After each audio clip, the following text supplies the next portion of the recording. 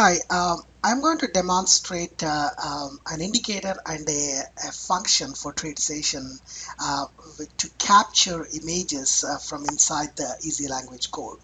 And also this one of the other one is the indicator. Indicator will place a small button on the top left of your corner, and that will, by clicking that button, it automatically captures it and then sends it to a directory which of your choice, and then it puts the date and timestamp, and also it gives you the name of that particular symbol what you're using it. So let me go ahead and first show you how the indicator works. So let's just go ahead and open up a chart. Let's say suppose I'm just going to open a chart which is this is a Microsoft, so we have a Microsoft daily chart. So what I would do is I would go ahead and insert that indicator first. Let me go ahead and show you this. That indicator name is called Surrey Save Chart. That's the one. Yes. So once you put the once you insert the indicator, and you will see a small red button called Save Chart, and this will be on the top of your location. So that means it's by moving the workspaces or desktops, it doesn't go away. It is always retains there, so you can always see the Save Charts. And currently, it only works for the your main screen. I have like 6 monitor scheme, but I'm using this and my main screen, and that's the screen which is going to capture it. So let's just suppose here. Let's go ahead and see the parameters for this save chart, and which has got a you can give it a path. Charts path is a Surrey charts, a C:\Surrey charts, and that's where I want my charts to be there. And then I also wanted to see the show date and timestamp, and I set it to true.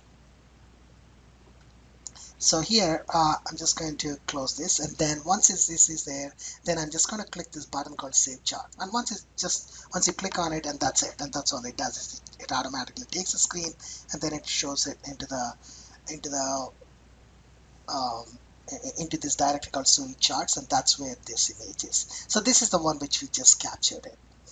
And let's say suppose if you wanted to change it to Google. And that's the one. Now if you wanted to see the screen, you can just click on Save Chart, and then you should be able to see this Google image. So that's how it is. So now that's how these images work, and that's how indicator works. And now now let me go ahead and show you. Let me go ahead and turn off this indicator. Then I have a function which you can call it from inside an EasyLanguage, so that way you can use it for any kind of an event or a trigger or whatever you have it, and then you should be able to do the similar operation what I did in the indicator from inside the EL code. So first let me go ahead and show you the EasyLanguage test code. The test code on how we're going to call this function. First is that's the basic inputs in a charts path is you just give the same Surrey charts, and then the date and timestamp. And then so here I just wrote a simple thing called if bar chart, if the end of the bar, I wanted to print it at the end of the bar. So the bar status is 2, it means it's completed, and the last bar on chart because I want to print it one time. And then you call this function using called Surrey.function. That's save chart. Save chart is the one which is the function, and then path, and then we're going to give the date and time. So now let's go ahead and insert this code into here, and this is called a test image capture. Okay, so it's there. Once it's there, then what we're going to do is we're going to see this. We can actually remove the save chart from here, and then so this is basically you're just passing 2 variables to it, the chart's path and the condition for the showing the time and date. So now you have this. So of course it's a daily. So if it's daily, we're going to have to wait for until the end of the day. So let me take it at 1 minute. So the idea is to capture this image at the end of the minute, and you could have any kind of a condition, to capture it. So let's just see how it does it. I hope it does it because we don't know if it's the end of the bar. Where it is. Oh, there it is. There's a Google one. So let's just say something which we haven't seen it.